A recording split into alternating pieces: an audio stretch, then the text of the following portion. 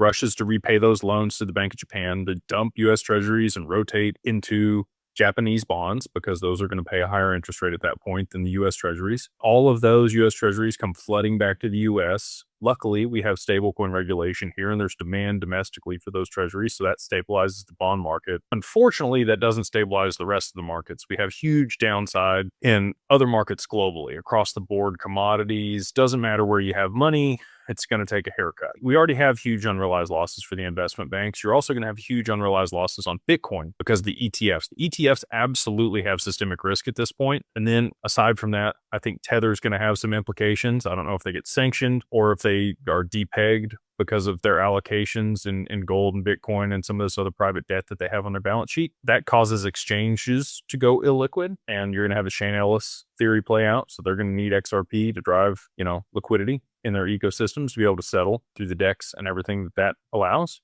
Shane Ellis, if you want to go look it up, he talks about a $500 XRP just from Bitfinex adopting XRP as their settlement asset or the liquidity provision instead of Tether. And then you're also going to have demand on the back end of the stock market for real-time settlement to be able to de-risk from those positions in Bitcoin, because Bitcoin settles real-time-ish faster than T+1, which is what currently the market settles at. That's what the president of NASDAQ and the SEC chair and everybody else have already talked about.